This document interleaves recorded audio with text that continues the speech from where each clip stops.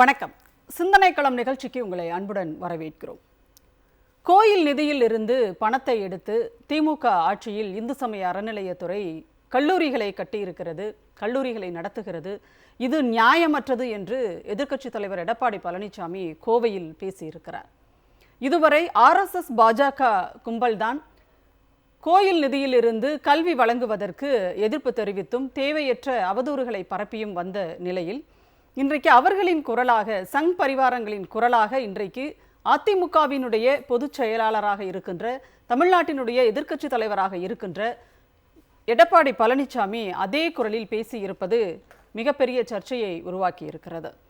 பாஜகவோடு கூட்டணி வைத்ததுதான் வைத்தோம், முழுமையாக சங்கியாக மாறிவிடலாம் என்று எடப்பாடி பழனிசாமி முடிவு செய்து விட்டாரோ என்று எண்ண தோன்றுகிறது. கல்லூரிகள் நடத்துவது என்பது இந்து சமய அறநிலையத்துறைக்கு ஒன்றும் புதிய விஷயம் இல்லை என்பதை அதனுடைய வரலாற்றை பார்க்கும்போது நம்மால் புரிந்து கொள்ள முடிகிறது. 1963 திரு பக்தவச்சலம் அவர்கள் முதலமைச்சராக இருக்கும்போது அருள்மிகு பழனியாண்டவர் கலை மற்றும் பண்பாட்டு கல்லூரி பழனியில் தொடங்கப்பட்டது. இந்து சமய அறநிலையத்துறையின் கீழ் இந்த கல்லூரிகள் எல்லாம். அதேபோல் அவருடைய ஆட்சி காலத்திலேயே இன்னும் 2-3 கல்லூரிகள் தொடங்கப்பட்டிருக்கின்றன. அதேபோல் அருள்மிகு பழனியாண்டவர் மகளிர் கலைக்கல்லூரி சின்னக்கலையம்புத்தூர் என்ற இடத்தில் பழனியில் தொடங்கப்பட்டிருக்கிறது. 1970 கலைஞர் அவர்கள் முதலமைச்சராக இருக்கும் பொழுது. அதேபோல் இவ்வளவு பேசுகின்றாரே அதிமுகவினுடைய பொதுச் செயலாளர், அவருக்கு அதிமுகவினுடைய வரலாறே, ஆட்சியினுடைய வரலாறே தெரியவில்லை என்பது தெரிகிறது. காரணம் 1981, 82 அதேபோல் 1983 ஆண்டுகளில் அன்றைக்கு முதலமைச்சராக இருந்த திரு MG ராமச்சந்திரன், அதாவது MGR என்று அழைக்கப்படுகிற திரு MG ராமச்சந்திரன் அவர்கள் முதலமைச்சராக இருந்தபோது அதே பழனியில் அருள்மிகு பழனியாண்டவர் ஆண்கள் பாலிடெக்னிக் கல்லூரியும் பெண்கள் பாலிடெக்னிக் கல்லூரியும் தொடங்கப்பட்டது. அடுத்ததாக அம்மையார் ஜெயலலிதா அவர்கள் 2003 முதலமைச்சராக இருந்தபோது 2 கல்லூரிகளையும் இணைத்து ஒரே கல்லூரியாக அதனை அருள்மிகு பழனியாண்டவர் பாலிடெக்னிக் கல்லூரி என்று அதை ஆக்கினார். அதைவிட இவரே 2017 ஆண்டு அந்த கல்லூரிக்கு ஒரு நிர்வாக கட்டிடத்தை கட்டி அதையும் திறந்து வைத்திருக்கிறார். ஆனால் அது எல்லாவற்றையும் மறந்து விட்டாரா அல்லது மறக்கடிக்கப்பட்டாரா, அவர் நிர்பந்திக்கப்படுகிறாரா என்ற பல்வேறு கேள்விகள் இருக்கின்றன. நாம் பேசலாம். நம்மோடு கருத்துக்களை பகிர்ந்து கொள்வதற்காக திமுகவின் சார்பில் செய்தி தொடர்பு பிரிவு தலைவர் திரு TKS இளங்கோவன் அவர்கள் நம்மோடு இணைந்திருக்கிறார். அதேபோல் மார்க்சிஸ்ட் கம்யூனிஸ்ட் கட்சியின் சார்பில் திரு மதுக்கூர் ராமலிங்கம் அவர்கள் நம்மோடு இணைந்திருக்கிறார். அரசியல் விமர்சகர் திரு ராமசுப்ரமணியன் அவர்கள் இணைந்திருக்கிறார்கள். இந்திய மாணவர் சங்கத்தின் சார்பில் திரு ப ஆனந்த் அவர்கள் இணைந்திருக்கிறார்கள். கருத்துக்களை பதிவு செய்யலாம். அனைவருக்கும் வணக்கம். TKS சார், இப்போ இந்த கேள்விகள் எல்லாம் இந்த கோயில் இதை எடுத்து காசு எடுத்து நீங்கள் கல்லூரிகள் கட்டுறீங்க, பள்ளிக்கூடங்கள் கட்டுறீங்க, இதெல்லாம் ரொம்ப தப்பு. கோயில் பணத்தை கோயிலுக்கு மட்டும் தான் நீங்கள் செலவு பண்ணணும் அப்படிங்கிற இந்த குரல் அப்படின்றது இதுவரை சங் பரிவாரங்களின் குரலாக, பாஜக RSS குரலாக நம்ம கேட்டோம். இன்னைக்கு எடப்பாடி பழனிசாமி பேசுகிறார். ஒரு கோவையில் அவர் பேசியிருக்கார். இது நியாயமா அப்படின்னு அவர் கேட்குறாரு. இன்னொரு பக்கம் மக்கள் இதை சதிச்செயல்னு பார்க்குறாங்க, சொல்கிறாங்க அப்படின்னு அவர் சொல்கிறாரு. எந்த மக்கள் அவர்கிட்ட சொன்னாங்க? ஏன் இந்த மாதிரியான ஒரு பேச்சு அவர்கிட்ட வருது? அவர் அடிமையாகிவிட்டார். அதிமுக பாஜகவின் அடிமையாகிவிட்டார். பாஜகவிற்கு தன்னையும் விற்றுக்கொண்டு தன்னுடைய கட்சியையும் விற்று கொண்டிருக்கிறார் என்பதுதான் இன்றைய நிலை. எப்பொழுது ஒரு மாநாட்டிலே அறிஞர் அண்ணா அவர்களையும் தந்தை பெரியார் அவர்களையும் அவமதித்து பேசிய அந்த சூழ்நிலையில் இவருடைய கட்சியை சார்ந்தவர்கள் அங்கே அமர்ந்து அதை கேட்டார்களோ அப்பொழுதே அவர் மொத்தமாக அடிமையாகிவிட்டார் என்பது வெளிப்படையாக தெரிகிறது. கோவில் பணத்திலே கல்லூரிகள், கல்வி நிலையங்கள் கட்டுவது என்பது இவர்கள் உண்மையிலேயே கடவுளை நம்புவர்களாக இருந்தார். மாணவர்கள் நீங்கள் பார்ப்பீர்கள், தேர்வு எழுத போகும்பொழுது ஏதாவது ஒரு கோயிலுக்கு போய் வணக்கம் சொல்லிட்டு போவாங்க. காரணம் என்னன்னா, அந்த கடவுள் நமக்கு கல்வி கொடுக்குதுன்னு அவங்க நினைக்கிறாங்க, பாஸ் பண்ணி விட்டுருவாரு அப்படிங்கிற ஒரு நம்பிக்கை.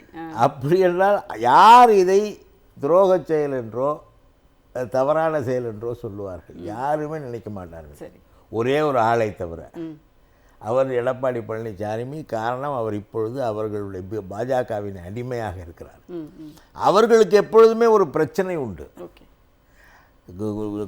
கோவில்கள் மீண்டும் தங்களிடம் ஒப்படைக்கப்பட வேண்டும், வேறு யாரும் அதில் அதிகாரம் செலுத்தக்கூடாது, அதுக்கு வருகிற பணத்தை யாரும் எடுத்துக்கொள்ளக்கூடாது. ஒரு அமைச்சரே சொன்னார், உண்டியலில் போடாதீர்கள், தட்டிலே போட்டு விட்டு செல்லுங்கள். நிர்மலா சீதாராமன் அவர்கள் சொல்லி போகிற அளவுக்கு அவங்களுக்கு அந்த கோவில் நிதி மீது ஒரு கண் எப்பொழுதுமே இருக்கும். ஆனா எடப்பாடி பழனிசாமி சொல்றாரு, நீங்க சொல்றீங்க அவங்களுக்கு கோயில் நிதி மீது ஒரு கண் இருக்குன்னு நீங்க சொல்றீங்க. இபிஎஸ் என்ன சொல்றாருன்னா, கோயில்கள் மேல ஒரு கோயில்கள் அப்படின்னாலே அவங்களுக்கு உறுத்துது திமுகவுக்கு அப்படின்னு அவர் சொல்றாரு. யார் சொன்னா? இபிஎஸ் பேசியிருக்கிறாரு. திமுகவுக்கு கோயில்லாம் உறுத்தாது.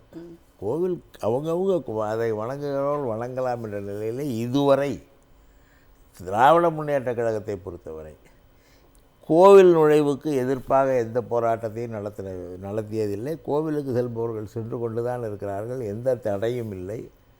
நம்முடைய ஹெச்ஆர்என்சி ஆணையம் அதை மிகச் சிறப்பாக செயல்படுத்தி வருகிறது.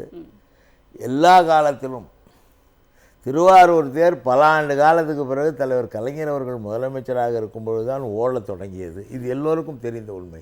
அந்த பணியிலே தலையிடுவது எங்கள் வேலை இல்லை. நாங்கள் கோவிலுக்கு போகிறோமா இல்லையா என்பது எங்களை பொறுத்தது. ஆனால் போகிறவர்களை தடுக்கவோ அல்ல அவர்களை அதிலிருந்து கோவில் நுழைவு போராட்டம் யார் கோவிலுக்கு செல்பவர்களை தடுத்தவர்கள்? இன்னும் கோயில் நுழைவு போராட்டத்தை நடத்திய இயக்கம் தானே. அதான் சொல்கிறேன், கோவிலுக்குள் நுழையக்கூடாதுன்னு சொன்னது யார் அந்த காலத்தில்? அதுக்கு போராட்டம் நடத்தியில் உள்ளே போக வேண்டியதாச்சு. ஆமாம், அதுதான் இது. இவர் அடிமையாகிவிட்டார். அவருக்கு என்னைக்கு அண்ணாவை பற்றி அண்ணா திமுக என்ற ஒரு கட்சி வைத்து கொண்டு அண்ணாவை அவமானப்படுத்தி பேசுகிற இடத்திலே அந்த அமைச்சர்கள் உட்கார்ந்து பார்த்தார்களோ அப்பொழுதே அவர் எல்லாவற்றையும் இழந்து விட்டார். சரி, பேசலாம் கண்டிப்பாக. நீங்கள் திருவாரூர் தேர் சொன்னீங்க. இன்றைக்கு மதுரை உயர்நீதிமன்ற கிளை பாராட்டி இருக்கிறது தமிழ்நாடு அரசினுடைய இந்து சமய அறநிலையத்துறை 17 ஆண்டுகளுக்கு பிறகு கண்டதேவி தேரை மிக சிறப்பாக அந்த தேரோட்டத்தை நடத்தி இருக்கிறார்கள் என்று பாராட்டு தெரிவித்திருக்கிறது. ஒரு பக்கத்தில் பார்க்குறோம். பேசுவோம் நாம. முதல்ல அவங்ககிட்ட போகிறதுக்கு முன்னாடி மாணவராக உங்ககிட்ட மாணவர் சங்கத்தினுடைய பிரதிநிதியாக நீங்கள் வந்திருக்கீங்க, சமூகத்தினுடைய பிரதிநிதியாக. ஒரு கல்வி அப்படிங்கிறது நம்மளுடைய பழமொழி எப்படி இருக்கும் அப்படின்னா, சங்க பாடல் ஒன்று என்ன சொன்னால், கற்கை நன்றே பிச்சை புகினும் கற்கை நன்றே. அதுதான் நம்மளுடைய அதாவது பண்பாடு அப்படிங்கிறது. எப்படியாவது எப்பாடுபட்டாவது நீ கல்வியை படிச்சிரு அப்படிங்கிறது தான். ஆனால் இன்றைக்கு கல்வி நிதிக்காக நீங்கள் இதிலிருந்து எடுத்து பயன்படுத்தக்கூடாது, கோயில்கள் நிதியிலிருந்து கல்லூரி கட்டக்கூடாது, அது நியாயம் இல்லைன்னு சொல்லிட்டு திடீர்னு பேசுகிறாரு எடப்பாடி பழனிசாமி. இத்தனை ஆண்டுகள் இல்லாமல் திடீர்னு பேசுகிறாரு. எப்படி பார்க்குறீங்க இது? உண்மையிலே கவனிக்க வேண்டிய விஷயம். ஏன்னா தமிழ்நாட்டில் இன்றைக்கும் கிராமப்புற பகுதிகளில் இன்றைக்கும் கல்லூரி போக முடியாத நிலைமைகள் நிறைய கிராமங்கள் இருக்குது. அப்போ குறிப்பாக இந்த அறநிலைத்துறை சார்பில் இருக்கக்கூடிய பல கோடிக்கணக்கான நிலங்கள் இன்றைக்கும் இருக்குது. இன்றைக்கும் அரசு புதுசாக அரசு கல்லூரிகளோ இல்லை தொழில்நுட்ப கல்லூரிகளோ இல்லை பள்ளிக்கூடங்களோ துவங்குதுன்னு சொன்னால் அறநிலைத்துறை சார்பாக இருக்கக்கூடிய நிலங்கள் இன்றைக்கு ஏழை எளிய மாணவர்களுக்கு பயனுள்ளதாக இருக்கும். இன்னொன்று, இந்த நிதியை ஏன் பயன்படுத்தக்கூடாதுங்கிற விஷயத்தை தாண்டி இன்றைக்கும் கடந்த 2021 தமிழ்நாடு அரசு ஒரு அறிவிப்பு அறிவிச்சது, 10 அறநிலைத்துறை சார்பாக ஒரு 10 கல்லூரி துவங்குறேன்னு சொல்லி. இப்ப இவர் ஏன் சொல்றான்னு சொன்னா, இன்னைக்கு பிஜேபியினுடைய ஒரு கைப்பாவையா இன்றைக்கு எடப்பாடி போயிட்டு இருக்காரு. இதே எடப்பாடி தான் 2017 திண்டுக்கல் மாவட்டத்துல ஒரு பாலிடெக்னிக் கல்லூரியுடைய புதிய கட்டடத்தை திறந்து வச்சிருக்கிறார். இன்னைக்கு பேச வேண்டிய அவசியம் என்ன? இன்றைக்கு ஆர்எஸ்எஸ் அஜெண்டாவை, பிஜேபியினுடைய அஜெண்டாவை இன்னைக்கு பேசக்கூடிய நிலைமை யார்கிட்ட இருக்குன்னு சொன்னா எடப்பாடி இருக்கிற நிலைமைக்கு இன்னைக்கு தள்ளப்பட்டு இருக்கக்கூடிய சூழ்நிலையை உருவாக்கி இருக்கு. அப்படிதான் நம்ம பார்க்க வேண்டிய தேவை இருக்கு. இப்ப இன்னமும் கடந்த காலங்களில் இல்ல அடுத்த காலகட்டங்களுக்கு போகும் பொழுது இன்னைக்கு எடப்பாடி என்ன பேசுவார் சொன்னா, இன்னைக்கு அறநிலைத்துறை தேவையில்லை அப்படிங்கிறதுல சொல்லக்கூடிய வாய்ப்பும் இருக்கு. ஏன்னா இந்த அறநிலைத்துறை சார்பாக தான் பல பள்ளிக்கூடங்கள் பல கல்லூரிகள் இன்றைக்கு இயங்குறாங்க இருக்கு. இப்ப இதெல்லாம் தவிர்த்துட்டோம் அப்படின்னு சொன்னா, இன்றைக்கு அறநிலைத்துறை சார்பில் ஒரு கோயில் தான் கட்டணும் அப்படின்னு சொல்றாருன்னு சொன்னா, ஊபியில இன்னைக்கு என்ன நிலைமை? ஊபியில 1800 கோயிலுக்கு கோயில் கட்டுற நிலைமை இருக்கு. அதே 1800 கோடி கோயில் கட்டுற நிலைமையில கடந்த 3 ஆண்டுகள்ல 28,000க்கும் மேற்பட்ட பள்ளிக்கூடங்கள் உத்தரப்பிரதேசத்துல மூடி இருக்கு. அப்ப இதெல்லாம் கவனிக்க வேண்டியது யாருடைய கடமை? அப்ப தமிழ்நாடு அரசு இன்னைக்கு எதிர்த்து ஒரு பேசுறாரு, அறநிலைத்துறைக்கு போடக்கூடிய காசு கோயிலுக்கு தான் செல்லும்னு சொன்னா, அதே நம்ம நடராஜர் கோயில நம்ம ஒப்பிட்டு பேசும். கடந்த சமீபத்தில் நடந்த விஷயம், சிதம்பரம் நடராஜர் கோவில்ல வருமானமே இல்லை, வெறும் கோயிலுக்கு வரக்கூடிய பக்தர்கள் நிதி போடல, காணிக்கை செலுத்தலன்னு சொல்ற நிலைமை இருக்கு. அதே நடராஜர் கோயில அரசு கையகப்படுத்தி ஒரு ஆண்டு நிர்வாகத்துக்கு அப்புறம் 1 கோடி ரூபாய் லாபம் வந்ததுன்னு சொல்லி அரசு கணக்கு காட்டினாங்க. அப்ப இன்னைக்கு அந்த கோவில்ல பார்க்கக்கூடிய இல்ல மடங்களா இருக்கட்டும், இப்படி இந்த நிதிகள் அங்க இருக்கக்கூடிய டீச்சர்களா இருக்கட்டும், இல்ல பார்ப்பன சமமா இருக்கட்டும், இல்ல அதிகாரிக வட்டங்களா இருக்கட்டும், இப்படி இந்த அறநிலையத்துறை சார்பா நிதி பல ஆயிரம் கணக்கு கோடியான கொள்ளைகள் போகக்கூடிய சூழ்நிலை உருவாகும். இப்படி பாரதியார் ஒரு கவிதையை சொல்வார், அன்ன சத்திரம் 1000 வைத்தல், ஆலயம் 10000 நாட்டல், அன்னையாவினும் புண்ணியம் கோடி ஆங்கோர் ஏழை எழுத்தறிவித்தல். நீ வந்து அன்ன சத்திரம் 1000 கட்டினாலும், ஆலயம் 10000 கட்டினாலும், கோயில் நிலையங்கள் 1000 கட்டினாலும், ஆனா ஒரு ஏழை மாணவனுக்கான கல்வி இங்க என்ன? ஏழை மாணவனுக்கான கல்வி கொடுக்கப்படுறதுதான் மிகப்பெரிய சிறந்த சமூக நீதி. அப்படி இந்த சமூக நீதி எதன் வாயிலாகவும் கொடுக்கலாம். இன்னைக்கு வந்து காமராஜர் வந்து அறநிலையத்துறை சார்பா வந்து நிதி ஒதுக்கலாம், பள்ளிக்கூடங்களுக்கு ஒதுக்குவது மூலமா பெரிய ஏழை எளிய மாணவர்கள் கல்வி அறிவுக்கு உட்படுவாங்க, கல்வி அறிவத்தில் மேம்படுவாங்கன்னு சொல்லி காமராஜர் கொண்டு வந்த திட்டத்தை இன்னைக்கு திமுக விமர்சிக்கிற விதமா இன்னைக்கு அவர் காமராஜரை பின்னுக்கு தள்ளக்கூடிய நிலைமையில தான் இன்னைக்கு எடப்பாடி பேசியிருக்கிறார். இப்ப அந்த சூழலை நான் பார்க்கணும். பிஜேபியினுடைய கைப்பாவையா இன்னைக்கு வந்து எடப்பாடி இருக்காரு. அதே போல குறிப்பா இன்னொரு விஷயம் என்ன சொல்றேன்னு சொன்னா, எடப்பாடி வந்து இடதுசாரிகள் வந்து இன்னைக்கு தேஞ்சிட்டு இருக்காங்க, இடதுசாரி மாணவர்கள் சொன்னாங்க. அதே எடப்பாடிக்கு நான் என்ன சொல்ல விரும்புறேன்னா, எடப்பாடி முன்னாள் முதல்வர் மாண்புமிகு முதல்வருக்கு அதே இடதுசாரி மாணவர்கள் தான் நேற்று கேரளாவில் வெஸ்ட் பெங்கால்ல கட்டாய கல்வி உரிமை சட்டத்துக்கு எதிராக தமிழ்நாட்டில் நேற்று போராட்டம். இன்னைக்கு மக்கள் விரோத கொள்கைகளுக்கு எதிராக, மாணவர் விரோத கொள்கைகளுக்கு எதிராக இன்றைக்கு தமிழகம் முழுவதும் மாணவர்கள் பங்கெடுத்திருக்கிறாங்க. எடப்பாடிக்கு சொல்ல வேண்டிய கட்டாயம் இருக்கிறது. கண்டிப்பாக. மதுக்கூர் ராமலிங்கம் சார், ஒரு புதிய குரலில் அவர் பேசுகிறாரா எதிர்க்கட்சி தலைவர் எடப்பாடி பழனிசாமி அப்படின்ற ஒரு கேள்வி இருக்கு. ஏன்னா அவர் ஒருவேளை அறியாமையில் பேசுகிறாரா அல்லது அரசியலுக்காக இந்த ஸ்டேட்மெண்ட் அவர் வந்து பேசியிருக்காரா அப்படின்றது நமக்கு புரியல. உங்களுடைய பார்வை சார். நேற்றைக்கும் இன்றைக்கும் தமிழ்நாட்டினுடைய எதிர்க்கட்சி தலைவர் எடப்பாடி பழனிசாமி அவர்கள் பேசுகிற பேச்சுக்களை பார்த்தால் நமக்கு கூட எங்கேயோ கேட்ட குரல் என்பது போலத்தான் தெரிகிறது. அது நமக்கு பழக்கமான குரல் தான். தமிழ்நாட்டினுடைய, தமிழ் பண்பாட்டினுடைய, தமிழ் மொழியினுடைய வளர்ச்சியை தடுக்கிற ஒரு சனாதனத்தின் குரலிலே தான் எடப்பாடி பழனிசாமி பேச துவங்கி இருக்கிறார். இதை நம்ம வந்து அவர் யாரோ சொல்லி மண்டபத்தில் எழுதி கொடுத்து கொடுத்த கவிதையை படிக்கிறாரா அல்லது அவரை வந்து எந்த கணக்குல சேர்க்கிறதுனே தெரியல. ஏன்னா இப்ப அண்ணன் இளங்கோவன் அவர்கள் சொன்னாங்க, இதே இந்து முன்னணி மாநாட்டுல பெரியாரை, அண்ணாவை இழிவுபடுத்துகிறார்கள், திராவிடத்தை வீழ்த்த வேலோடு வா என்று போஸ்டர் ஒட்டுகிறார்கள். அங்க போய் அதிமுக அமைச்சர்களே உட்கார்ந்து இருந்தார்கள். கேட்டா என்ன சொல்றாங்க, நாங்க ஏதோ ஆன்மீகம் பேசுவாங்க, பஞ்சாமிர்தம் கொடுப்பாங்கன்னு நினைச்சு போனோம், இப்படி எங்களையே போட்டு பொழப்பாங்கன்னு தெரியல அப்படின்னு அவங்க பேசினாங்க. இதே வந்து இங்க தமிழ்நாட்டுல ஒருத்தர் வந்து உட்காந்துக்கிட்டு தேவையில்லாம உட்காந்துக்கிட்டு ஆரியம் திராவிடம் அப்படின்னு எல்லாம் பேசிய பொழுது இதே திரு எடப்பாடி பழனிசாமியை செய்தியாளர்கள் கேட்டார்கள், இப்படி ஆளுநர் ஆரியம் திராவிடம் குறித்து பேசுகிறீர்களே, உங்களுடைய பேசுகிறாரே, உங்களுடைய கட்சியிலேயே அனைத்து இந்திய அண்ணா திராவிட முன்னேற்ற கழகம் என்கிற திராவிடம் என்கிற சொல் இருக்கிறதே என்று கேட்டதற்கு, ஆரியம் திராவிடம் எல்லாம் பேசணும்னா புராணம் படிக்கணுங்க, நான் அந்த அளவுக்கு படிச்சவங்க இல்லைங்க அப்படின்னு சொன்னார். ஆரியம் திராவிடம் என்பது புராண கட்டுக்கதைகளுக்கு எதிராக ஒரு சித்தாந்தம். இவருக்கு நேற்று என்னன்னா, படிக்கிறதுக்கு கல்லூரி திறக்காதே என்று சொல்வது 3000-4000 ஆண்டுகளாக நாம் கேட்டு பழகிய குரல், நம்மை தடுத்த குரல், காலிலே போட்டு மிதித்த குரல். இதை வந்து இங்க இவர் பேசுறாருன்னு சொன்னா, அப்ப இவரு அடிமை சாசனம் அப்படி எழுதி கொடுத்து விட்டதாக கம்யூனிஸ்டுகளை விசிகாவே சொல்றாரு. இவர் கூட்டணியை அறிவிக்கிற பொழுது கூட பக்கத்துல உட்கார்ந்துக்கிட்டு ஒரு வார்த்தை கூட பேசுவதற்கு அனுமதி கிடைக்காதவர். ஆனா திடீர்னு பாத்தீங்கன்னா இவர் வந்து இந்து சமய அறநிலையத்துறை, இதே திருப்பதி தேவஸ்தானத்தின் சார்பில் கல்லூரிகள் நடக்கிறதா இல்லையா, இதே பழனி ஆண்டவர் நீங்க சொன்னது போல இந்த இந்து சமய அறநிலையத்துறை என்பதே ஒரு சமூக நீதியினுடைய அந்த துறை இருக்கிற காரணத்தினாலேதான் தமிழ்நாட்டில் இவ்வளவு கோயில்கள் பத்திரமாக இருக்கிறது. கோயில் பணத்தை வைத்துக் கொண்டு கல்லூரி கட்டுவது தவறில்லை, ஒரு சிலர் கல்லா கட்டுவதுதான் தவறு. நான் ஒண்ணு சொல்ல முடியும், இங்க வந்து இதே சிதம்பரம் சில தனியார்களுடைய கட்டுப்பாட்டிலே தான் தொடர்ந்து இருக்கிறது. அங்க குழந்தை திருமணம் உள்ளிட்டவர்கள் நடக்கிறது, வழக்கு இருக்கு. அதையே இந்த ஆளுநர் ஆதரிக்கிற குடும்பம் நடக்குது. ஆனா நேற்றைக்கு திருச்செந்தூர்ல நடந்த குடமுழுக்கு என்ன, திமுக ஆட்சிக்கு வந்த பிறகு 3117 கோயில்களுக்கு குடமுழுக்கு நடந்திருக்கு. நேற்று திருச்செந்தூர், இந்த வர்ற திங்கட்கிழமை திருப்பரங்குன்றம். அது போல பாத்தீங்கன்னா இது எவ்வளவு குரூரமானவங்கன்னா, மதுரை மீனாட்சி அம்மன் கோயில்ல பக்தர்கள் வர்றாங்க, அதுல வந்து அவங்களுக்கு சில உடல்நல குறைவு ஏற்பட்டால் அதற்காக ஒரு இந்து சமய அறநிலையத்துறையின் சார்பில் ஒரு மருத்துவமனை துவக்கப்படுகிறது. மதுரையில, ராமேஸ்வரத்துல, முக்கியமான கோயில்கள்ல. அதை எதிர்த்து வழக்குக்கு போனார்கள். அது எப்படி கோயிலுக்குள்ள மருத்துவமனை இருக்கலாம்? வர்ற பக்தர்களுக்கு ஒரு உடல்நலக் குறைவு ஏற்பட்டால் உடனடியாக சிகிச்சை அளிக்க வேண்டாமா? இல்ல சார், அப்ப இப்போ என்னன்னா கோயில் என்பது மதுக்கூர் சார் ஒரு சின்ன குறுக்கீடு. இப்போ மருத்துவமனை எப்படி வந்து நீங்க கோயிலுக்குள்ள வைக்கலாம்னு சொல்லிட்டு இங்க சொல்லுறவங்க, வட மாநிலங்கள்ல பல கோயில் சிலைகள்ல பாத்தீங்கன்னா ஸ்டெத்தாஸ்கோப் வச்சு சாமிக்கு உடம்பு சரியில்லை அப்படின்னு சொல்லிட்டு எல்லாம் ட்ரீட்மெண்ட் பண்ணதெல்லாம் நம்ம பார்த்தோமே. இதை நம்ம சொன்னோம்னா மனம் புண்பட்டு போச்சும்பாங்க. சாமிக்கு காய்ச்சல் ரசம் வச்சு கொடுக்குறாங்க, சாமிக்கு குளிர்னு ஸ்வெட்டர் போடுறாங்க. ஐயா, கோயிலுக்கு வர்ற பக்தருக்கு ஒரு உடல்நலக் குறைவு ஏற்பட்டா உடனடி முதலுதவி கொடுக்கலாம், பிறகு சிகிச்சை தேவைப்பட்டா மருத்துவமனைகளுக்கு அனுப்பலாம்னா அதுக்கே கோச்சுக்கிறாங்க. இது என்ன சொல்றதுன்னு தெரியல.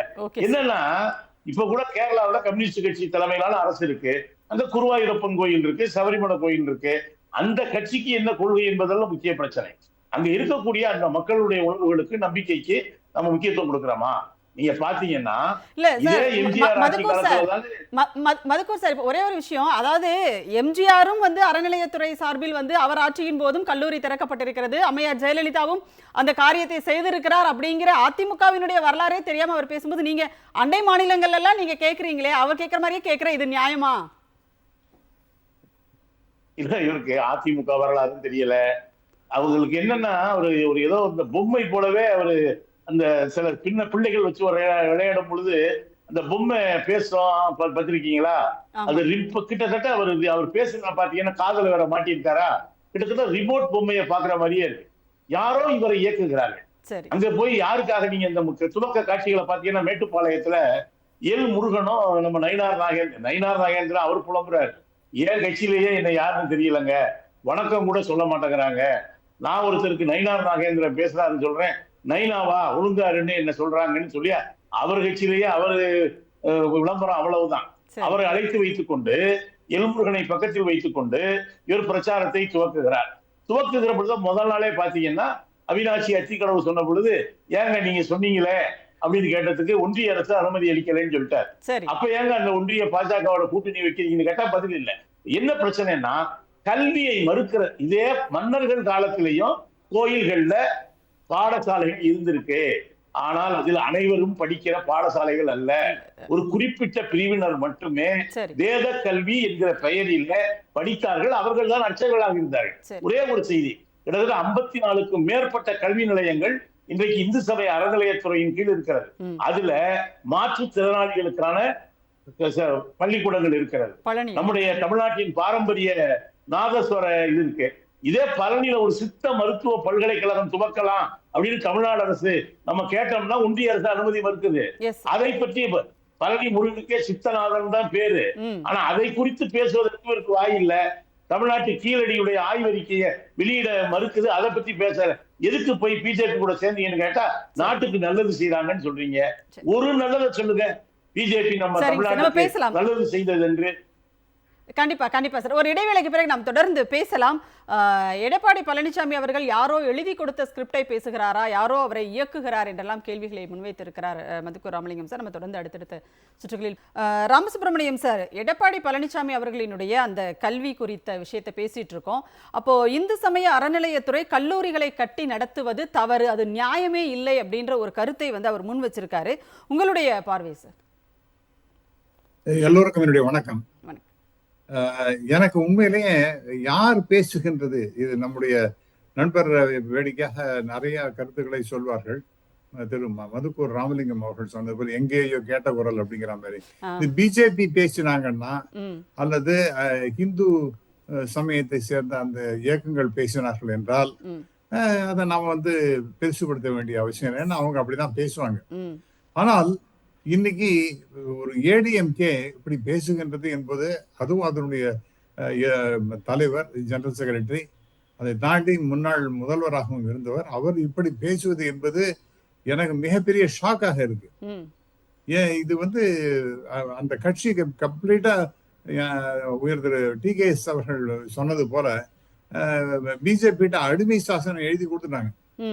இனிமேல் நான் வரக்கூடிய தேர்தலில் என்ன நடக்க போறதுன்னா, அவங்க வந்து ஒரு பெரிய சமய பிரச்சனையை உருவாக்க, இந்து இஸ்லாம் கிறிஸ்டியன் என்று ஒரு மத பிரச்சனையை உருவாக்குவதற்கு அடித்தளங்களை ஏற்படுத்தி கொண்டிருக்கின்றார்கள் என்ற மிகப்பெரிய கவலை ஏற்படுகின்ற. கொஞ்சம் கூட இப்ப கூச்ச நச்சமே கிடையாது ஏடிஎம்கே பொறுத்தவரை. அவங்களுக்கு இப்ப பழனியில நடந்த மாநாடுல, மதுரையில் நடந்த மாநாடுல அவங்க வந்து ஏடிஎம்கே வந்து அவ்வளவு கொச்சைப்படுத்தி பேசுகிறார். திராவிடம் அப்படிங்கிறதெல்லாம் பத்தி பேசுறாங்க. ஐயோ நாங்க ஏதோ போனோம் பார்த்தோம், ஏதோ ஒரு ஸ்பிரிச்சுவல் மாநாடுன்னு நினைச்சோம், அதுல இப்படி எல்லாம் அரசியல் இருக்கும் எங்களுக்கு தெரியாதுன்னு சொல்லிட்டு அங்க சென்ற தலைவர்கள்லாம், ஏடிஎம்கே தலைவர்கள்லாம் சொன்னாங்க. இது வந்து ரொம்ப கேவலமாக இருக்கின்றது. ஒரு விஷயம் நான் சொல்லுகின்றேன். நான் வந்து I was brought up at Chidambaram. அங்க சிதம்பரத்துக்கு அருகில முட்லூர்னு ஒரு இடம், அதாவது சி முட்லூர்னு பேரு. அந்த இடத்துல ஒரு கல்லூரி இருக்கின்றது. அந்த கல்லூரி திருவேற்காடு கருமாரியம்மன் பெயர்ல நடக்கின்ற அரசாங்க கல்லூரி. அது எங்க அந்த பணம் வந்ததுன்னா, நம்முடைய திருவேற்காடு கருமாரியம்மன் கோயில்ல இருந்து அந்த பணம் வந்து, அதுல யாருன்னா முன்னாடி வி சுவாமிநாதன், அவர் வந்து ஹெச்ஆர்என்சி மினிஸ்டராக இருந்தவர் ஏடிஎம்கே பீரியட்ல. அவர் அங்கே இந்த பணத்தை எடுத்து இந்த சி முட்லூர்ல ஒரு கலை கல்லூரி அமைச்சர். அதை நம்ம தவறு என்றே சொல்லவே முடியாது, ஏன்னா அந்த இடங்கள்லாம் வளர வேண்டும் அப்படிங்கிறதுக்காக அவர் பண்ணினார். ஆனா எங்கே இந்த பணத்தை கொண்டு கொடுத்தார்? திருவேற்காடுல இருந்து இங்க சிதம்பரத்துக்கு கொண்டாந்து கொடுக்குறாரு. ஆகவே அது ஒண்ணு நம்ம தப்புன்னு சொல்லவே இல்லை, ஏன்னா ஒரு கல்விக்காக அது செய்ய வேண்டியது என்பது அவசியம்தான். இரண்டாவதாக பார்த்தீங்கன்னா, இப்ப எனக்கு முன்னாடி இந்த ஒரு கல்லூரி மாணவர் பேசியது போல, எந்தெந்த இடத்துக்கெல்லாம் உங்களுக்கு தேவையோ, அதாவது ஆங்கோர் ஏழைக்கு எழுத்தறிவித்தல் அப்படிங்கிற மாதிரி, அன்னசத்திரம் 1000 கட்டல், ஆலயம் 10000, அதெல்லாம் இப்ப புண்ணியமே இல்லப்பா. உண்மையில ஒரு ஏழ்மையான பையன் ஒத்தனுக்கு நீ படிப்பு சொல்லி கொடுத்தேன்னா அதை விட பெரிய புண்ணியம் ஒண்ணுமே இல்லைன்னு. எதுக்காக அந்த பணம்? இன்னொன்னு நான் சொல்லுகின்றேன். நான் படிச்சது எம்காம் படிக்கும்பொழுது நான் வந்து எஸ்சி காலேஜ், அதாவது வெங்கடேஸ்வர யூனிவர்சிட்டி இருக்கேன், அதுல நான் படித்தோம். ஆகவே அந்த வெங்கடேஸ்வர திருப்பதி கோயில்ல ஏராளமாக பணம் வருகின்றது. அதை வச்சுட்டு ஏராளமான கல்லூரிகள், ஏராளமான பல்கலைக்கழகங்கள், மருத்துவமனைகள் அப்படின்னு சொல்லிட்டு நல்ல காரியங்களுக்காக செலவு செய்து கொண்டு அதை கேள்வி கேட்கறது யோகியதே கிடையாது. இல்ல கண்டிப்பா சார். இப்போ அவங்க நீங்க சொன்னீங்க ஏற்கனவே பேசுறவங்க எல்லாமே அண்ணாவின் பெயரை கட்சியில வச்சுக்கிட்டு இப்படி எல்லாம் பண்றாங்க அப்படின்னு சொல்லிட்டு, அதே பேரறிஞர் அண்ணா அவர்கள் ஏழையின் சிரிப்பில் இறைவனை காண்போம் அப்படின்றதும் பேரறிஞர் அண்ணா அவர்களினுடைய அந்த கொட்டேஷன் தான் அது. அப்போ ஒரு ஏழை மாணவனுக்கு கல்வி கிடைப்பது ஒரு இறைவனுடைய நிதியில் இருந்து கிடைத்தால் என்ன அப்படிங்கிற ஒரு புரிதல் கூட அவருக்கு என்ன தப்புன்னு கேக்குறேன். நான் என்னன்னு கேக்குறேன், இப்ப இன்னைக்கு பெரிய இஷ்யூவாக, நேஷனல் இஷ்யூவாக இது மாறிக்கொண்டிருக்கின்றது. இப்ப நம்ம தொலைக்காட்சியில பேசுவதற்கு முன்பாக ஒரு ஆங்கில தொலைக்காட்சியில பேசினேன். அதுல இப்ப பேசும்பொழுது இது நேஷனல் இஷ்யூவாக போய் கொண்டிருக்கு. இது வந்து ஏதோ ஒரு மிகப்பெரிய மகா பாதகத்தை திமுக செய்து விட்டது போல ஒரு சித்தரிப்பு நடந்து கொண்டு நேஷனல் இஷ்யூவாக போய் கொண்டிருக்கு. நான் தான் கேட்டேன், அவங்க சொன்னாங்க செக்ஷன் 66 தெரியுமா உங்களுக்கு? ஹெச்ஆர்என்சி எனக்கு எல்லாம் தெரியும், நானும் சட்டம் படிச்சவன் தான். அதுலயே யூனிவர்சிட்டிஸ், காலேஜஸ் அதெல்லாம் நடத்தலாம் என்று ஒரு ப்ரொவிஷன் இருக்கு, அதை பத்தி உங்களுக்கு தெரியுமான்னு நான் கேட்டேன். அதெல்லாம் நடத்தலாம் அப்படின்னு ஒரு சட்டம் இருக்கும் பொழுது அந்த கல்லூரிகளோ அல்லது பல்கலைக்கழகங்களோ திருக்கோயில்கள் அந்த பணத்துல சர்ப்ளஸ் ஃபண்ட்ஸ் அதை எடுத்து நீங்க செலவு பண்ண என்ன தப்பு? என்ன தப்புன்னு கேக்குறேன். அவர் சொல்றாரு திமுகவுக்கு கோயில்கள் அப்படின்னாலே ரொம்பவே உறுத்துது, அவங்க வந்து இது வந்து அழிக்க பாக்குறாங்கன்றத வேறு விதமாக அவர் வந்து சொல்றாரு. அப்போ கோயில் நிதியிலிருந்து கல்லூரிகளும் பள்ளிக்கூடங்களும் நடத்துவது அப்படிங்கிறது இவர் சொல்ற மாதிரி வந்து கோயில்களை அழிப்பதற்கான ஒரு விஷயமாக அது எப்படி இருக்க முடியும் சார்? இது என்ன அநியாயமா இருக்கு. இப்ப திரு மதுக்கூர் ராமலிங்கம் அவர்கள் சொன்னது போல 54 இன்ஸ்டிடியூஷன் இருக்கு. இன்னும் சொல்ல போனா பிசிக்கலி சேலஞ்சு பீப்புளுக்கும் ஒரு ஸ்கூல் இருக்கு. அதெல்லாம் நடத்துவது எப்ப ஹெச்ஆர்என்சி சார்பாக நடத்தப்படுகின்றது. கருணை இல்லங்கள் நடத்துறாங்க, மனநல காப்பகம் நடத்துறாங்க. அதான் சொல்றேன், எல்லாம் அப்படிதான் நடக்கும்போது அப்ப உங்களுக்கு அந்த இன்ஸ்டிடியூஷன்லாம் வடத்துட்டு கோயில்கள்லாம் இழுத்து மூடுற மாதிரி ஏதாவது பண்ணுகிறார்களா? எவ்வளவு பணம் வந்துட்டு இன்னைக்கு இதுல பாத்தீங்கன்னா, திருக்கோயில்கள்லாம் போனீங்கன்னா, பழனியா இருக்கட்டும், மதுரையா இருக்கட்டும், இன்னைக்கு ஏராளமான பக்தர்கள் வருகின்றார்கள், ஏராளமாக நன்கொடை தருகின்றார்கள். திருச்செந்தூரா இருக்கட்டும், எல்லா இடத்துக்கும் வருகின்றார்கள். அது மேல மேல ஓங்கி இதை பத்தி எனக்கு நான் இன்னைக்கு அந்த ஆங்கில தொலைக்காட்சியில சொன்னேன், எனக்கு தயவு செய்து ஒரு 1/2 மணி நேரம் கொடுங்க. என்ன இந்த ஆட்சியில எவ்வளவு சிறப்பான செயல்கள் இந்த இந்து சமயத்திற்காக செய்திருக்கின்றார்கள் என்பதை பத்தி ஒரு பட்டியல் நான் சொல்றேன், அதை கேளுங்க.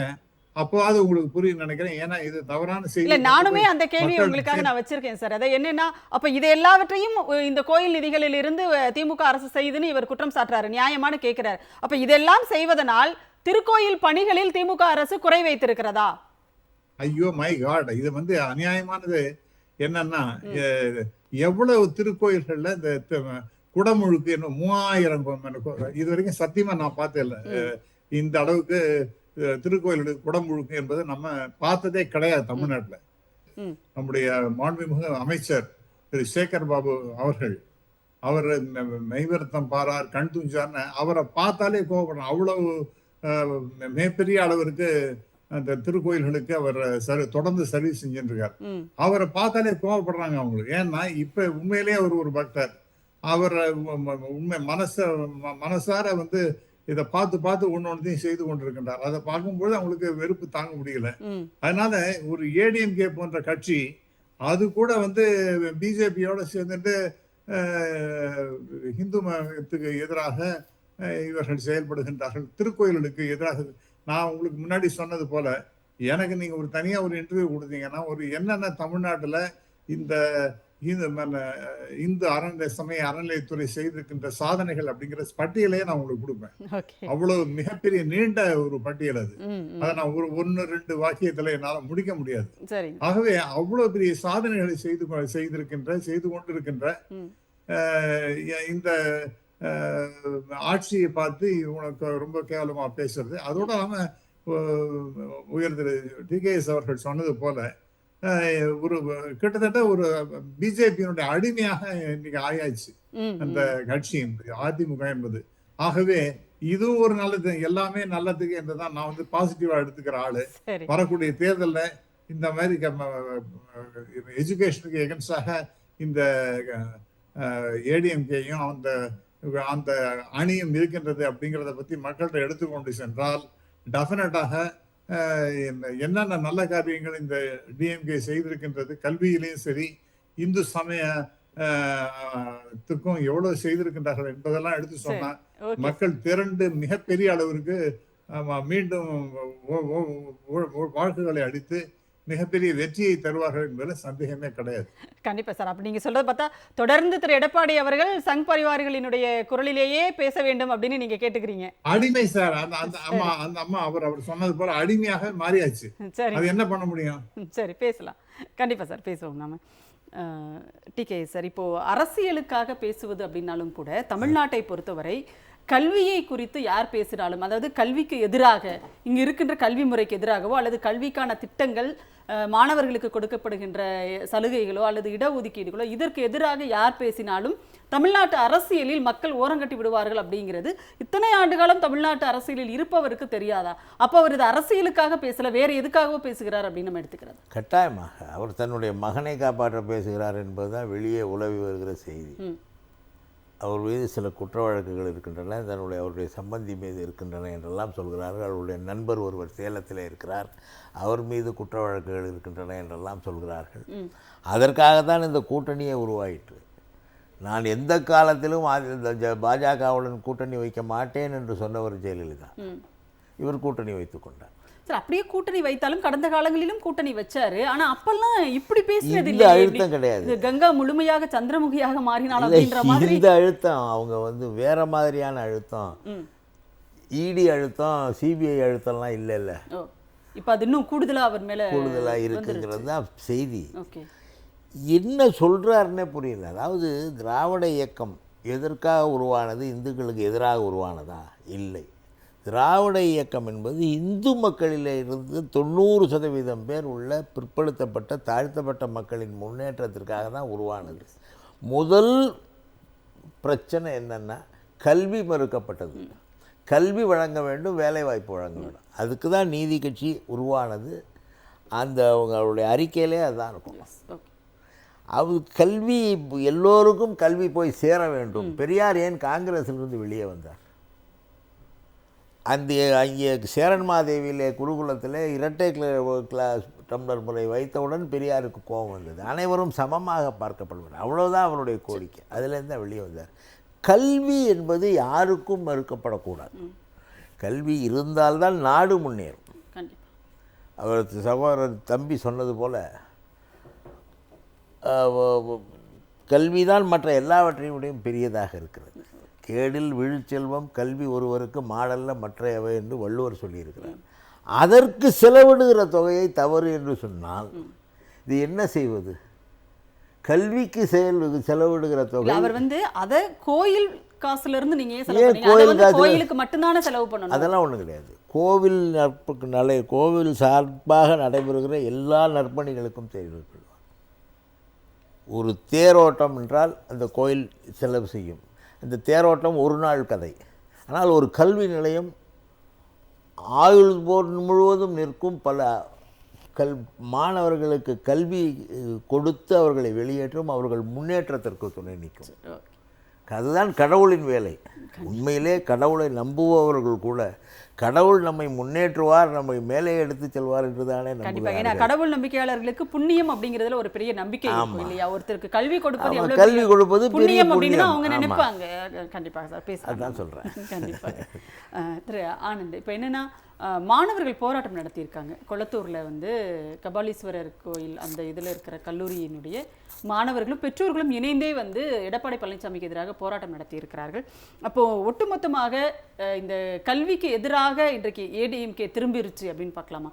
ஏன்னா இந்த கல்லூரி மட்டும் இல்லை, நீங்கள் சொன்ன மாதிரி அடுத்ததாக ஹெச்ஆர்என்சியே இருக்கக்கூடாது அப்படின்னு சொல்கிற இடத்துக்கு அவர் வந்துடுவார். அப்போ எதற்கும் துணிந்தவர்களாக இன்றைக்கு அதிமுக மாறி இருக்கு அப்படின்னு எடுத்துக்கிறதா நம்ம? கண்டிப்பாக பிஜேபியோட எப்போ இந்த ஏடிஎம்கே கூட்டணி வச்சது அதன் அடிப்படையில் அவருடைய பேச்சாக இருக்கட்டும், அவருடைய நடைமுறையாக இருக்கட்டும், எதன் குறிப்பாக மதுரையில் நடந்த முருகன் மாநாட்டில் என்ன நடந்தது? பெரியார் பற்றி சமூக நீதி பற்றி பேசுகிற கட்சி இன்னைக்கு பெரியார் பற்றி தவறான ஒரு ஆவண படம் எடுக்கிறப்பே அங்கே முன்னாள் அமைச்சர்கள் இருந்திருக்காங்க. இது எது மாதிரியான சூழலை உருவாக்கும்? இன்னொன்று, இது மாதிரியான ஆட்களுக்கு நாம் சில விஷயங்களை செய்ய வேண்டியது. இப்போ கிராமப்புறங்களில் இருக்கக்கூடிய மாணவர்களுக்கு கல்வி நிலையங்கள் போகிறது ஒரு பக்கம் நன்மையாக, அது கோவில் பணியத்தை கொண்டு போகிறதோ கோவில் நிலங்களை மாணவர்கள் கொண்டு போகிறதோ அது ஒரு புறம் இருந்தாலும், ஆனால் இது போன்ற ஆட்களுக்கு இது போன்ற மதவாதத்தை கையாள்கிற இந்த இந்து சமய அறநிலையத்துறைக்கு கீழ் இருக்கின்ற கல்லூரிகளில் செயல்படுகின்ற கல்லூரிகளிலும் சரி அல்லது பள்ளிக்கூடங்களிலும் சரி கல்வி நிறுவனங்கள் எல்லாத்துலேயுமே கிராமப்புற மக்கள் அதிக அளவில் பயன்படுறாங்க தானே, ஏழை எளிய மக்கள் தானே பயன்படுறாங்க. ஆனால் அதில் இன்னொன்று என்ன இருக்குன்னு சொன்னால், இது போன்ற ஆட்களுக்கு நாம் இப்போ இருக்கிற அரசாக இருக்கட்டும் அது எந்த மாதிரியான நடவடிக்கை இருக்குது? குறிப்பாக கிராமப்புறங்களில் நாம் கல்லூரிகள் கொண்டு போகிறோம், புதிய பாடப்பிரிவுகள் கொண்டு போகிறோம். ஆனால் சில விஷயங்களில் எம்பிஏ போன்ற பாடப்பிரிவுகள் இருக்குது, குறிப்பாக வளர்ச்சி அடைந்த மாவட்டங்கள் இருக்கு. இப்போ இது மாதிரியான அரசு கொண்டு வரும் பொழுது இது போன்ற வார்த்தைகளை நாம் இன்னைக்கும் அதை வாயடிக்க அளவுக்கு நாம் கொண்டு போவதற்கான சூழலை நாம் ஏற்படுத்த முடியும் அப்படிங்கிறதான். இப்போ குறிப்பாக இன்றைக்கு சமீபத்தில் ஒரு 10 கல்லூரிகளை கொண்டு வந்தாங்க. நான் திருவாரூர் மாவட்டத்தை சார்ந்தவன். திருவாரூர் மாவட்டத்தில் கிராமப்புற பகுதி, விவசாயம் சார்ந்த பகுதி. அப்போ முத்துப்பேட்டையில் ஒரு கல்லூரி வருதுன்னா பொலிட்டிக்கல் சயின்ஸ்னு ஒரு பாடப்பிரிவு கொண்டு வருதுன்னு சொன்னால், அது அங்கே இருக்கக்கூடிய குறிப்பாக அங்கே இருக்கக்கூடிய பாடப்பிரிவு என்னவா இருக்குன்னு சொன்னால் பிஏ ஆங்கிலம், பிஏ ஹிஸ்ட்ரி இது போன்ற பிரிவுகள் இருக்கும். அப்போ நாம எம்பிஏ போன்ற படிவுகள் தனியார் கல்லூரியில் படிக்கும் போது அதிக தொகை ஆகும். அப்போ கிராமப்புறங்களை கல்லூரியும் கொண்டு வரோம், புதிய பிரிவுகளையும் கொண்டு வரோம், அது மாணவர்களுக்கு பயனுள்ளதாக இருக்கும். அது போல தான் கிரிமினாலஜி திருப்பனானந்தத்தில் தஞ்சாவூர் மாவட்டத்தில் கொண்டு வந்தாங்க. அரசு இது போன்ற விஷயங்கள் கிராமப்புறங்களுக்கு கொண்டு வரும் பொழுது அங்க இருக்கக்கூடிய மாணவர்கள் கல்வி தரத்திலும் இல்லாம அவங்களுடைய வாழ்க்கை பொருளாதாரம் எல்லாத்தையும் ஒரு மாற்று பாதையா கல்வி இருக்கும். அப்படி அரசு கொண்டு போறதுக்கான சூழலை இது போன்ற ஏடிஎம்கே போன்ற அரசியல்வாதிகள் பிற்போக்குத்தனமான வார்த்தைகளை பயன்படுத்துவது சமூகத்துக்கு கேடாக விளைவிக்கும் என்பது சமூகத்திற்கு கேடாக இருக்கும் அப்படின்றது கண்டிப்பாக. ஒரு மாணவர் சமூகம் அறிவுரை சொல்லுகின்ற இடத்திற்கு இன்றைக்கு எடப்பாடி பழனிசாமி இறங்கி விட்டாரோ அவருடைய தரத்தில் இருந்து அப்படின்னு நம்ம கவலையோடு கூட பார்க்க வேண்டி இருக்கிறது. நம்ம பேசுவோம் தொடர்ந்து. மதுக்கூர் ராமலிங்கம் சார், அதாவது ஒரு அரசியலுக்காக செய்தாலும் சரி எதற்காக செய்தாலும் சரி, ஆனாலும் கல்வியை பொறுத்தவரை தமிழ்நாட்டில் யாரும் எதிராக இருக்க முடியாது அப்படிங்கிறது தெரியாமல் பேசுகிறாரா, அல்லது ஸ்கிரிப்ட் யாராவது எழுதி கொடுத்துருக்காங்களா? இப்போ பாஜக எல்லாருமே கூடவே இருக்கிறாங்க, அதனால அவருடைய பேசுகின்ற ஒரு நிர்பந்தத்திற்கு ஆளாக்கப்பட்டு இருக்கிறாரா, இல்லை இதே தான் தொடருமா? ஏன்னா எடுத்ததுமே முதல் கோணல் முற்றிலும் கோணல் முதல்லையே இப்படிதான் பேசியிருக்கிறாரு. இன்னும் அவருடைய சுற்றுப்பயணம் போகுன்றாங்க. அப்ப இன்னும் என்னென்னலாம் பேச போறாரோ அப்படின்னு ஒண்ணு இருக்குல்ல. நேற்று ஒரு சுற்றுப்பயணத்தை துவங்குகிற பொழுது பாஜகவினுடைய தலைவர் நயினா நாகேந்திரனை பார்த்து வாங்க வாங்க வாங்க உங்களுக்காக வெயிட்டிங் அப்படின்னார். நமக்கு என்ன பயம்னா இவர் பேச பேச இன்னும் என்னென்ன வெயிட்டிங்ல நிக்குமோ அப்படிங்கிறது தான். அதாவது ரஷ்யாவில் புரட்சி நடத்திய உடனே லெனின் என்ன சொன்னார்னா, நாட்டுக்கு 2 E ரொம்ப முக்கியம்னு சொன்னதா சொல்லுவாங்க. ஒன்னு எஜுகேஷன், இன்னொன்னு எலக்ட்ரிசிட்டி. அது ரெண்டும் தான். ஒன்னு எஜுகேஷன் என்பது நம்ம மனசுக்குள்ள ஒளிய உண்டாக்க, எலக்ட்ரிசிட்டி சமூகத்துல ஒளியை உண்டாக்குங்கிற பொருள்ல மாமேதை லெனின் சொன்னதா சொல்லுவாங்க. ஆனா எடப்பாடி பழனிசாமிக்கு ஒரு ஈ தான் முன்னால நிக்குது. அது என்னன்னா ஈடி. எஜுகேஷன் பத்தியோ இதை பத்தி எல்லாம் ஒரு கவலை கிடையாது. அந்த வழக்கு வளையத்துல அவர் என்ன சொல்லியிருக்கிறாருன்னா, தமிழ்நாட்டை காப்போம் மக்களை மீட்போங்கிறார். அதுக்கெல்லாம் தமிழ்நாடெல்லாம் நல்லாதான் இருக்கு. இவர் என்னன்னா மகனை காப்போம் வழக்கில் இருந்து மீட்போங்கிறதா இவர் மைண்ட் வாய்ஸ்க்குள்ள ஓடிக்கிட்டு இருக்கு போல தெரியுது. நீங்க சொன்னது போல தமிழ்நாட்டை பத்தி RSS பிஜேபிக்கு புரியாம இருக்கலாம். ஏன்னா இதே எம்ஜிஆர் சமூக நீதிக்கு எதிராக இடஒதுக்கீட்டுல ஒரு சிக்கல் பண்ண முயன்ற பொழுது அந்த அதிமுக அவ்வளவு பெரிய கடுமையான வீழ்ச்சியை சந்தித்தது. இதே ஜெயலலிதா அம்மையார் மதமாற்ற தடை சட்டம் கொண்டு வந்த போதும், ஆடு கோழி பலியிட தடை சட்டம் கொண்டு வந்த போதும் அதிமுக படுதோல்வி அடைந்தது. அவங்க அம்மாவே இனி பாஜகவோடு ஒருபோதும் சேர மாட்டோம் என்று சொல்லி அதுல இருந்துதான் விலகி வந்தார். இன்னைக்கு என்ன நமக்கு என்ன கவலைன்னு சொன்னா, கல்விக்கு எதிராக பேச எதையும் தமிழ்நாடு ஒருபோதும் ஏற்காதுங்க. தமிழ் என்னன்னா வேதம் படிச்சா காதுல ஈயத்த காட்சி ஊத்துன்னு சொன்ன மரபுக்கு எதிர் மரபு தான் தமிழ்நாட்டினுடைய மரபு. எல்லாரும் படி. நீங்க திருக்குறளை பாருங்க, இந்த ஜாதி படிக்கணும்னு இருக்கா? இன்னும் சொல்ல போனா இந்த இந்து சமய அறநிலையத்துறை கல்லூரிகள் பெண் கல்வியில மிகப்பெரிய பாய்ச்சலை உருவாக்கும். அதுதானே கோயில். உண்மையிலேயே அந்த பக்தர்கள் மனம் குளிர மாட்டாங்களா? நீங்க பழனிக்கு போங்க, பழனி மலையை சுத்தி 4 காலேஜ் இருக்கு. ஒண்ணு பழனி ஆண்டவர் பெண்கள் கல்லூரி, ஆண்கள் கல்லூரி, தொழில்நுட்ப கல்லூரி. இதுதானே இந்த பழனிக்கு அழகு.